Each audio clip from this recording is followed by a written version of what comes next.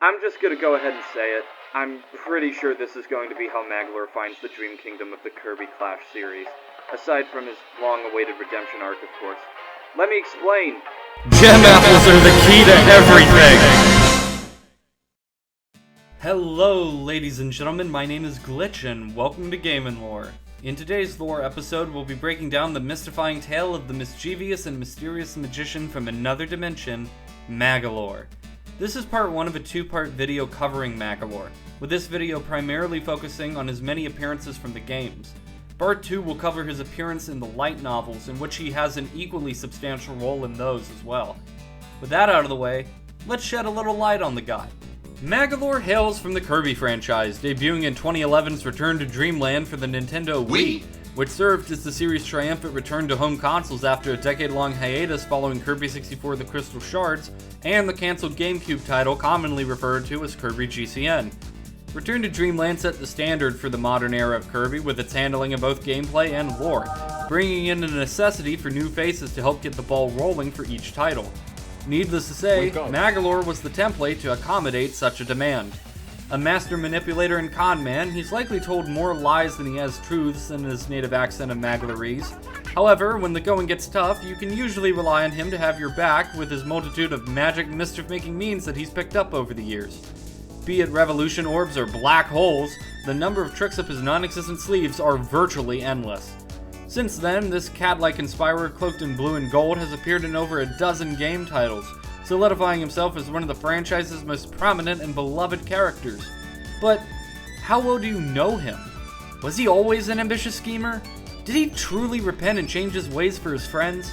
Stick around, because it's time to take a deep dive into the character and lore of the one, the only, the master manipulator of magnificence himself, Magolor. The story begins with Magolor's expeditions on Halcandra. Although we don't know exactly how long Magolor was on Halcandra, the latest entry in the franchise provides context on several things about his time there. Upon conversing with the egg after 100%ing Return to Dreamland Deluxe's extra mode, it's actually revealed that Magolor is not native to Halcandra, who finds it to be simply a dusty mess, bringing a decade-old lie to light for many fans.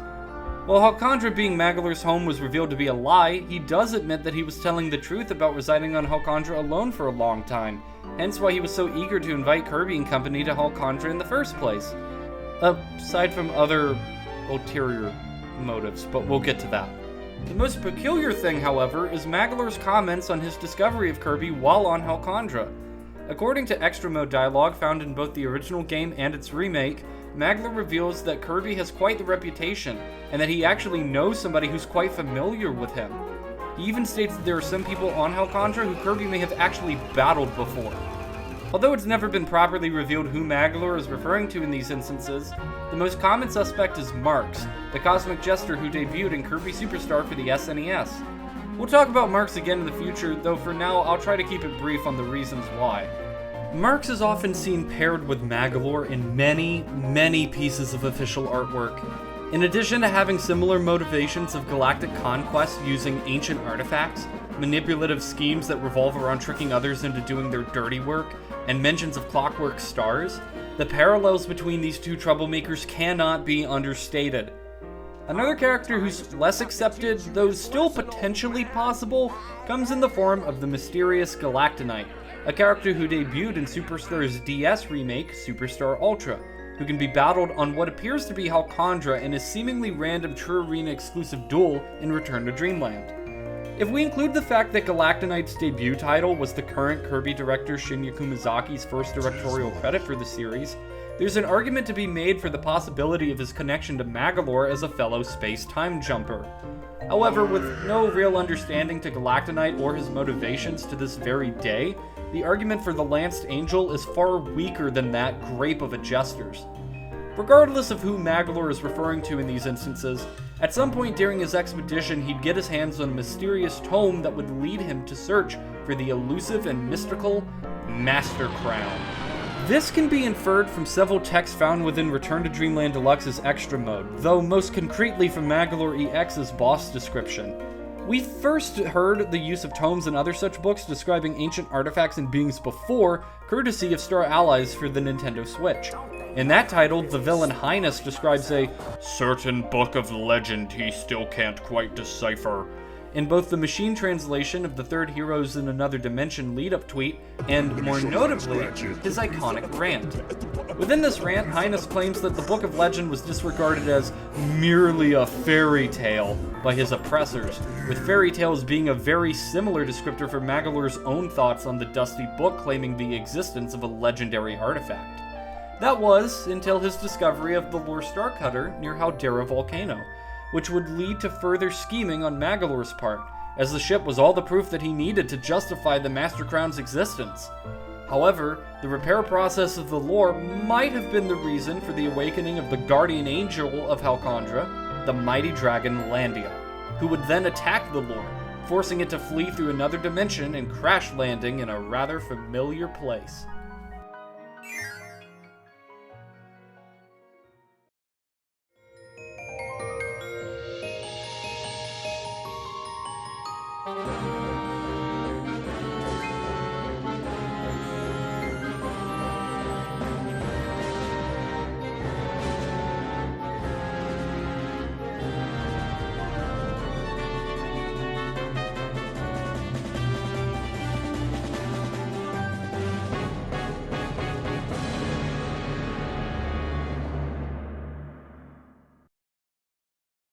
Magolor awakens to find himself surrounded by 4 unfamiliar faces, before leaping up in a panic and checking the Star Cutter's computer screen, finding himself to be quite disheartened when he realizes that the lore is missing several key components that allow for the vessel to take to the heavens. Upon being introduced to Kirby, King Dedede, Meta Knight, and Bandana D, however, who offer to help the wizard repair his ship, Magolor's own energy sphere-shaped gears begin turning in his mind as he devises a plan to take advantage of their misplaced kindness. Magolor accepts their offer, and Dreamland's 4 heroes set off across their home planet of Popstar to retrieve energy spheres and other essential parts from various mighty foes, all while the egg sits comfortably from within the confines of the ship, showering them with praise aplenty for each major part returned to him. During this time, Magolor makes a promise to bring Team Kirby to see his home world, Halcandra, one of the many bold-faced lies we actively know the egg will spit in their faces. However, during these conversations, Magolor does open up and shed some truths about himself. As we see in Extra Mode, he reveals that he's always had a desire to hear the screams of every living being in the universe. Oh, enjoy! As elaborated on by his passion for amusement parks, hoping to open one someday for his friends to enjoy. He also briefly mentions the idea of starting small, perhaps opening a shop to give Kirby the best deals he can manage. Upon retrieving the final part from the malevolent Grand Doomer, the lore has finally reached completion, and the coordinates are set for a trip down the interdimensional crossroad, Another Dimension, in order to reach Halcandra. However, their arrival is met with aggression, as Landia fires upon them with a barrage of fireballs, forcing the ship to crash in southern Halcandra. Magolor manages to convince Kirby to seek out and defeat that darn crazy dragon and stop its rampage on the planet. Agreeing once more to aid Magolor, the remnants of an ancient civilization's machinations and magic are defeated by Team Kirby, and the Master Crown is liberated from the head of Landia. All seems well upon the dragon's usurping, at least until Magolor's path to good intentions is revealed to be nothing more than yet another deception, as the egg descends from the sky with a slow clap and a bravo before claiming the Master Crown for himself and explaining everything. He had wanted the Master Crown for the sake of galactic domination, in order to become the ruler of all things as a supreme overlord. Following his brief coronation and a genuine thanks to the team for their repair of his ship, he retreats into another dimension to conquer Popstar as his first act as king, as a bittersweet reward to the 4 heroes for their help. Before he's able to do that, however, he's chased by Team Kirby riding atop of Landia, the latter having suggested a team-up in order to defeat this common evil. Magolor notices his pursuers and forces Lore to battle their former allies against its will, before the ship plummets into the depths of interdimensional space upon its defeat. Magolor continues to retreat until he builds up enough energy to unleash his enhanced magic abilities, separating Team Kirby from Landia before battling them properly down below.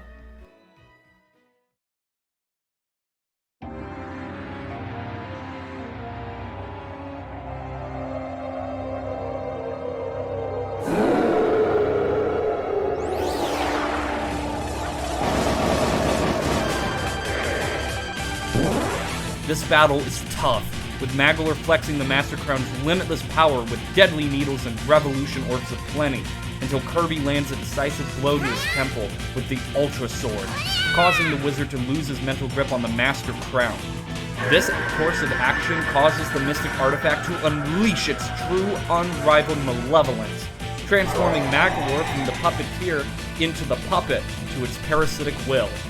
This loss of control over the Master Crown was confirmed in a Miiverse post that covered Return to Dreamland's 4th anniversary. Through their combined efforts, Team Kirby is able to defeat the Master Crown, shattering it and causing its fragments and Magolor himself to disappear into parts unknown. I want to clarify that everything from the Landia fight to the Master Crown shattering has some questionable canonicity going on with it. There's plenty of visual differences between these battles in story mode and extra mode, and while we wouldn't normally consider extra mode content to have much weight in the canon timeline akin to the way they work in other entries in the series, such as D2D Tour and Meta Nightmare, both Landia EX and Magolor EX have proper explained palette swaps, unlike the rest of the bosses in the extra mode. We've seen canon EX forms before, courtesy of Revenge of the King, with Wispy, Lololo, and Lalala, and Krako's revenge forms. Even D2D and Galactonite as Aeon Hero have makeshift EX forms, so it's safe to assume that these stronger forms of Landia and Magolor, especially given the fact they provide visual confirmation of these changes in real time, are intended to be the true fights against these two characters. Additionally, Magolor Soul is seen at the beginning of Magolor's epilogue, a mainline canon game mode, which implies that, to some degree, the extra mode has to be canon. This is backed by the Return to Dreamland novelization that was released just months before Deluxe was announced, which has story mode trader Magolor transformed directly into Magolor Soul, rather than the story mode's Phase 2 form. While the exact lineup of foes and forms Kirby battled on his way to this point is unconfirmed, we know with absolute certainty that Magolor Soul is the canon final battle phase against Magolor in the main timeline.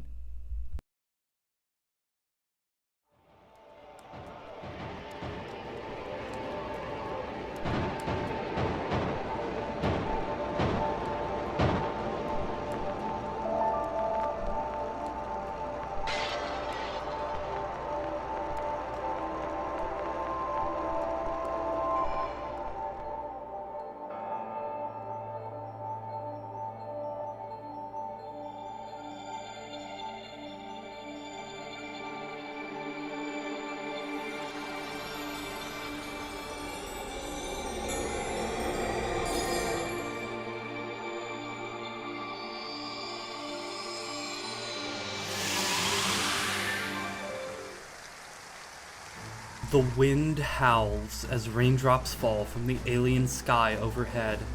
The sorcerer now awakens, lost and alone, in the world between worlds. Magolor has found himself stranded in another dimension, and without his magic abilities no less. He also appears to be looking worse for wear, his outfit tattered and torn, drained of color, even leaving the tip of one of his ears exposed to the elements. He soon finds himself attacked by a surprise assault from the local residents, the Doomers. However, upon dispatching the horde, Magolor discovers a slice of a crystalline apple, the Malus Pumila. Magolor is then transported to a mysterious altar, where the slice rests and ignites a torch, granting him the ability to create magic bombs. Magolor now sets off to claim the remaining 4 slices of the apple, battling across space against Electricy Duder, Fiery Puffer, Hydriath, and the rampaging Doomers, all servants of a far greater yet elusive evil, in order to reclaim his powers and complete this mystic fruit. Over his journey, Magolor's abilities grow to greater extents, and he reflects on himself with each magical upgrade. Magolor's heart genuinely changes over the course of this 4th spiritual journey, still being a mischievous troublemaker, but legitimately feeling bad for wronging Kirby and his friends, realizing how alone he's always been. Magolor finally reunites the apple slices at the ethereal altar, reforging the Malus Pumila, before the Grand Doomer returns once again, and having consumed the Master Crown and wrapped itself over the Gem Apple, it attacks him, potentially in an attempt at revenge for Magolor sending Team Kirby to collect the Lord parts. Magolor valiantly battles the Alpha Doomer before it dissipates, leaving the remnants of the Master Crown to ensnare itself around the Malice Pumila, and with a flash, the scene is set.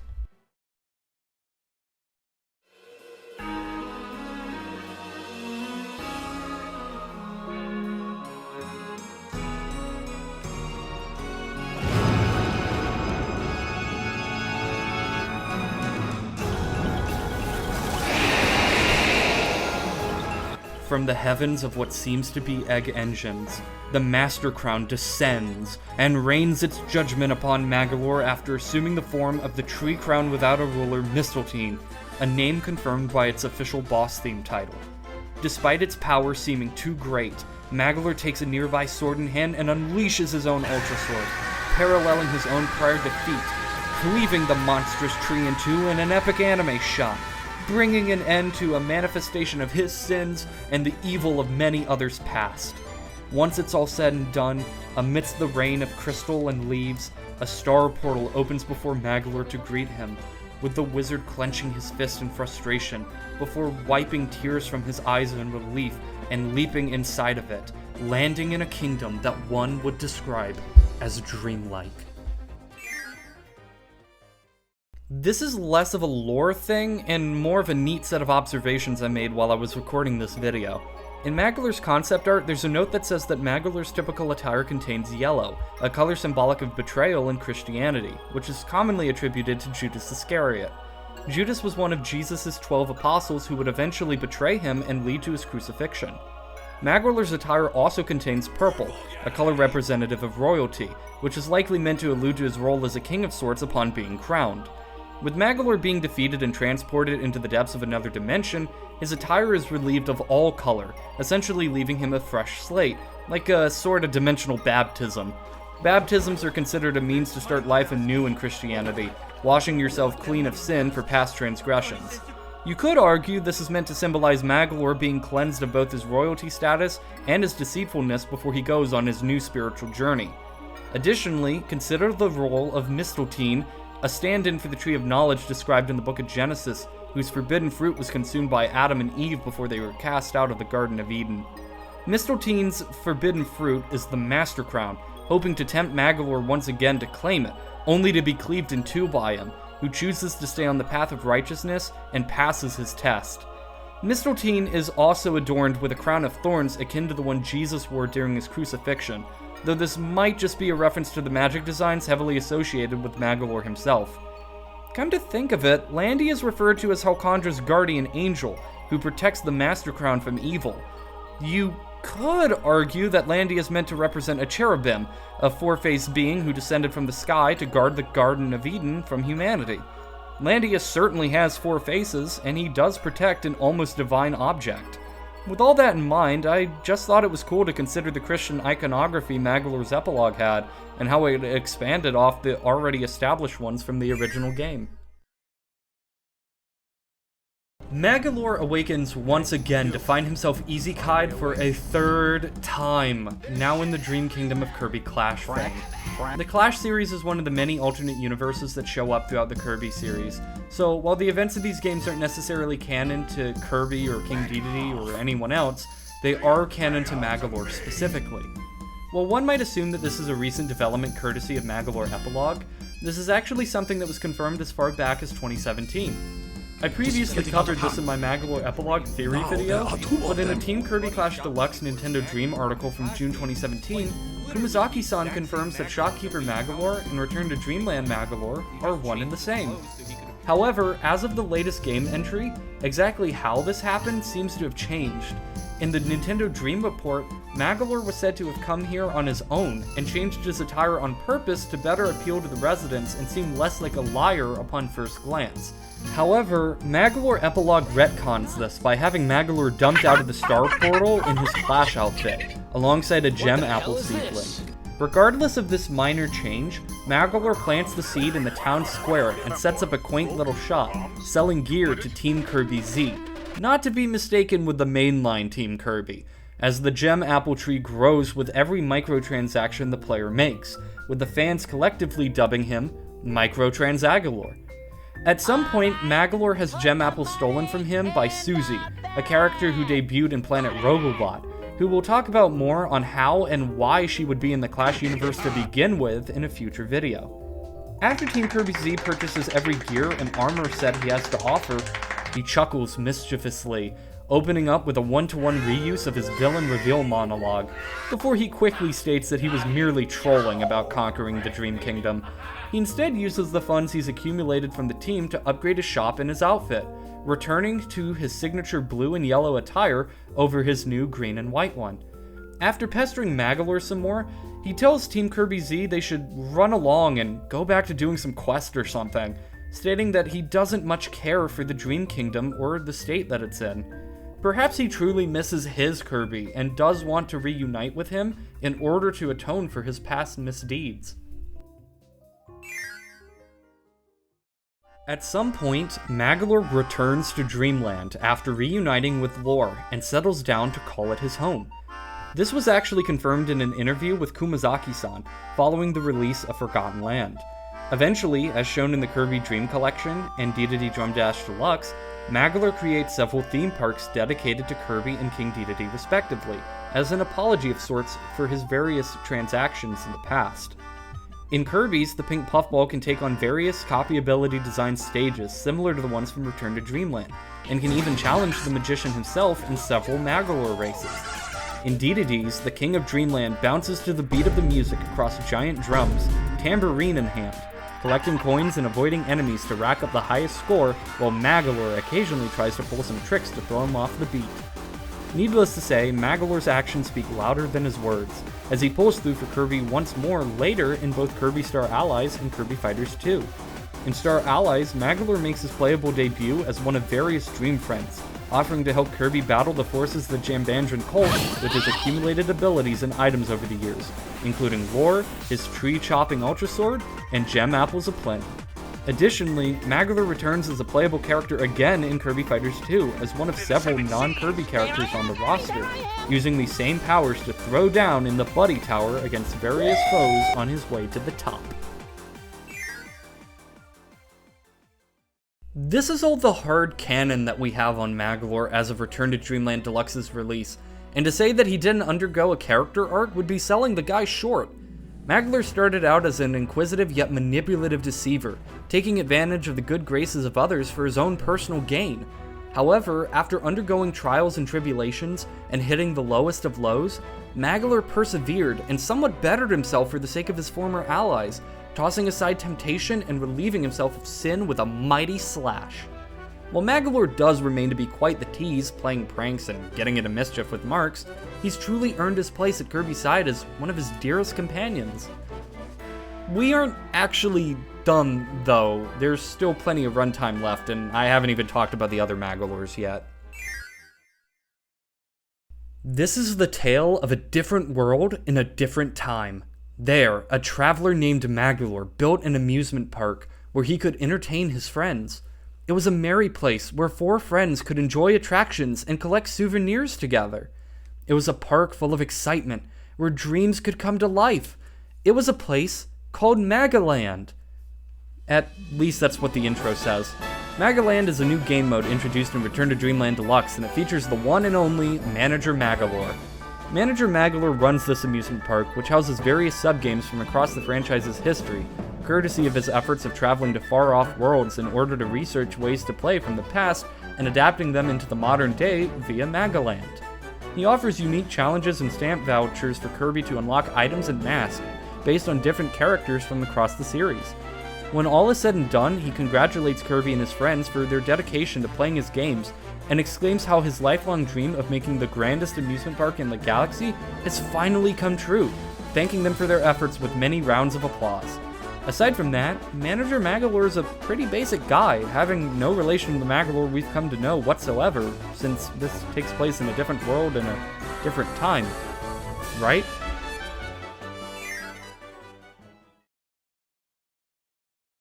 Okay, I don't believe that Magoland intro for a minute. First off, Magoland is literally in the background of Stage 1 of Nutty Noon in both the story and extra modes, so it very clearly exists in tandem with the main adventure.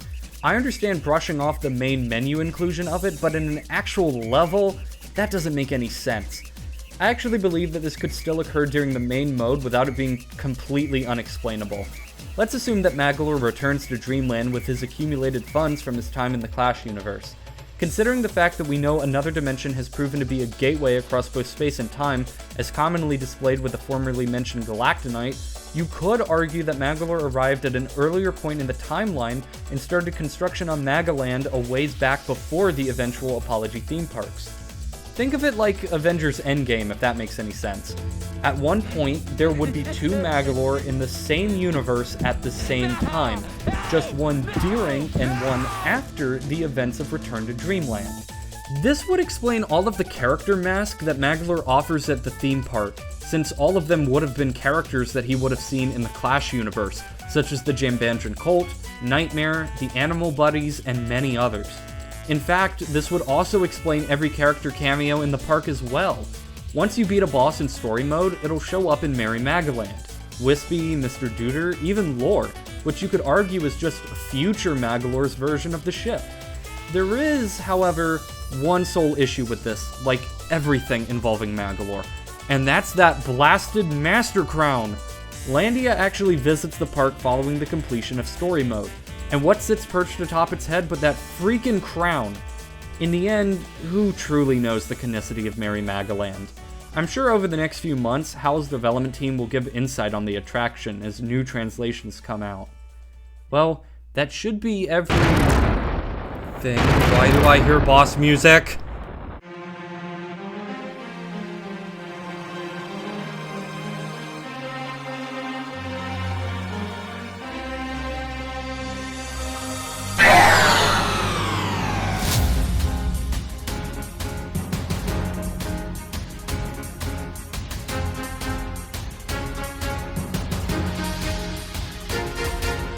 After a daunting gauntlet of 20 truly Herculean foes, Kirby stands on the edge of awesome as a crimson gaze falls upon him with a flash of the Master Crown's gnarled form.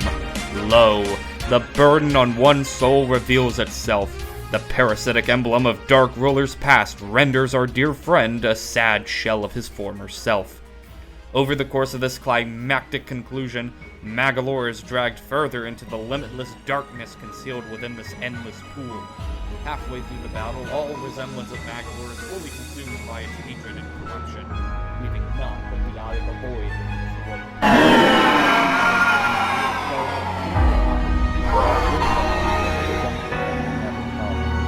Magolor flies out to search for a larval wall, forming confidence in Kirby's ability to free him.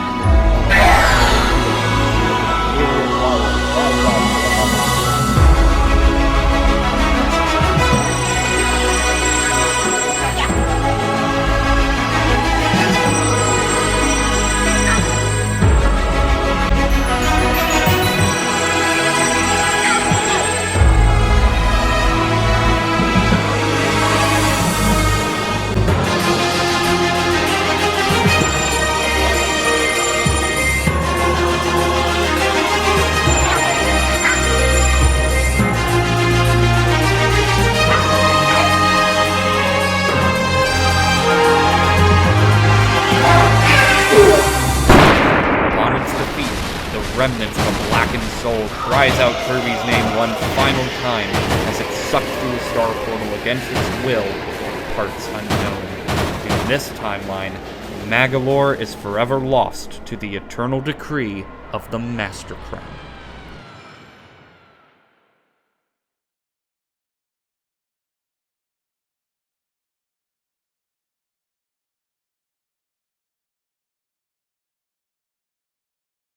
This version of Magolor's soul truly gives the secret final boss a much-needed push to be on par with the many that followed after Return to Dreamland's release. With Soul of Sectonia, Stardream Soul OS, Astral Birth Void Termina, and Chaos Alphaless, there was a level of recognizable tragedy behind each one as you battled against a queen who lost sight of her former self and her friends. a program who rejected the gift of a soul because it lacked a heart to understand its purpose, a malleable being whose very existence as a destroyer god was determined by the deranged wrath of an insane man, and a being who remained trapped in their own mind for decades in isolation, with the same haunting audio playing endlessly in its prison. When it came down to it, Magolor got what he deserved, with Magolor's soul being his just desserts. However, the new version from Deluxe's True Arena really does make you feel genuinely bad for Magolor, especially since you've experienced his redemption arc firsthand via Magolor's epilogue. Despite it being such a small and recent blip in Magolor's history, it would be a total disservice to not include this version of the spellcaster in this video. I know that this outcome is a little upsetting, but trust me, we'll be in higher spirits soon enough. Bravo, Magolor! You've truly earned your reputation as an iconic antagonist turned ally. From traitorous tyrant to conniving companion, it's no surprise why you've become the crown jewel of Kirby's colorful cast. You've caused irreparable trust issues amongst the fans, and I couldn't be prouder. With Magolor's image appearing in 13 games, 5 novels, merchandise aplenty, and even a themed cafe drink that'll apparently fight you on its way down, we can only sit back and wonder where this interdimensional traveler will end up next, and what tricks are sure to follow in his wake. Maybe our dear Magolor will host a new sub-game attraction in the next mainline title. Perhaps that one Magolor from the True Arena will appear in a future Clash game as its main antagonist. Regardless of how much new information we receive in the future regarding this excellent egg, you can count on me to get the scoop out to you. After all, it's under my control.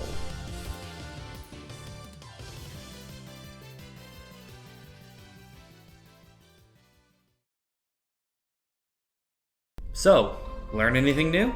Perhaps I missed some crucial details. Let me know in the comments below, and be sure to like, subscribe, and hit the bell for notifications on when new videos are uploaded. Links to the various footage, art, and animation resources will be provided in the description. I want to give a huge thanks to Astronomic, Cass Yee, and editor extraordinaire Jameson Moselle for providing assets and footage for the video.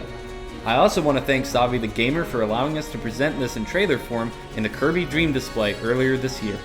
Furthermore, I would like to give my most heartfelt thanks to all of you who believe in this channel and are sticking around, like Teenage Nebula, Parapsych, Birdometer, Light Meta S, and many others. Your patience and belief in us has truly been appreciated.